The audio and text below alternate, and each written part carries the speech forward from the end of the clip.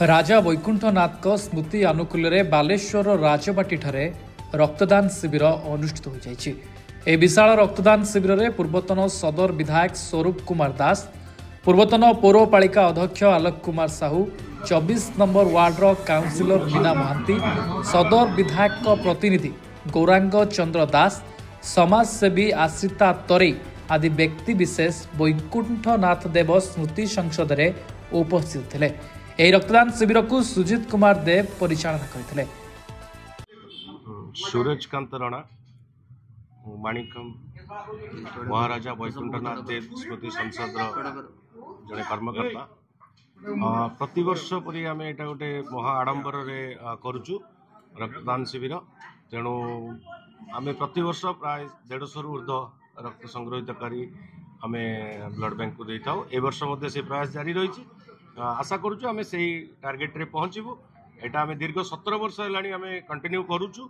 आउ मझिरे पुणी आम प्रति वर्ष केतेबेले ब्लड बैंक रे ब्लड अभाव रहिले ब्लड बैंक ऑफिसर को कांटेक्ट रे आसु सेठी भी मझिरे मझिरे छोट छोट कैंप करा जाए। तेणु वर्ष सारा ये गोटे आम लगातार प्रयास रक्त पाई जेमिति के हैरान न होंतु। आज जातिप्राण महाराजा वैकुंठनाथ देवकर स्मृति में आमर ये रक्तदान शिविर आयोजन कराई। आम देह असुस्थ थी अधिका कही पारना जो जो आज अतिथि भाव में आम पूर्वतन विधायक श्रीजुक्त स्वरूप दास महोदय आम गणर उपस्थित अच्छा। पूर्वतन नगरपा श्री आलोक बाबू आमर साहू सी आज अतिथि भाव में आम गणर उपस्थित अच्छा। अन्य समस्त मानगण्य व्यक्ति मैंने आज उपस्थित थी आमर ये रक्तदान शिविर शुभारंभ कर। विगत वर्ष भली आम ए वर्ष मत आशा करुचु 150 यूनिट रु अधिका रक्त संग्रह हम।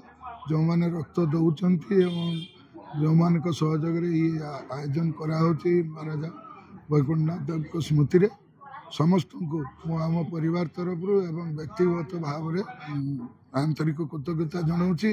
तत्सहित जो मीडिया माने जो मैंने स्मृति को जनसाधारण को सम्मुखें चैनल माध्यम प्रसारित करने आज बाइट नौकरी से समस्त आमर जो इलेक्ट्रोनिक्स मीडिया प्रिंट मीडिया समस्त सांबादिक बंधु मान मोर आंतरिक शुभेच्छा एवं कृतज्ञता जनाऊँ।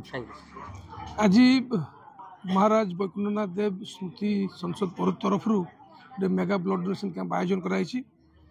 ये अवसर मु धन्यवाद देवी सुपुत्र सुजित देव एवं धर्मपत्नी रश्मिरेखा देव मैडम एवं संसद समस्त सदस्य मान को दीर्घ 17 वर्ष धरी महाराज स्मृति को चारण करने जो ब्लड डोनेशन कैंप आयोजन कराई। केवल ब्लड डोनेशन कैंप में महाराज वैकुंठनाथ देव को नाँ से विभिन्न सोशल वर्क कराए। ब्लड डोनेशन कैंप गोटे निरा कार्यक्रम। तो मैं आशा करी जो कार्यक्रम सुजित देव भाई आरंभ कर महत् कम आम समस्ते जाचु रक्तदान एक महत् कम। तो ये कार्यक्रम को आगे नियंतु जो सहयोगी बंधु मैंने अच्छा अशेष अशेष धन्यवाद दूँ। या सहित जो स्वेच्छाकृत भाव जो रक्तदाता मैंने धन्यवाद जनाऊँ जे रक्तर सब्स्टिट्यूट ना आम प्रत्येक मनीष आउ जन मनीष को आम बचाइबार क्षमता आम पाखे अच्छी। तो आसतु ए भल कम को आगू नवा। बालेश्वर चंदन कुमार पाणिग्राही रिपोर्ट अभय न्यूज ओडिशा।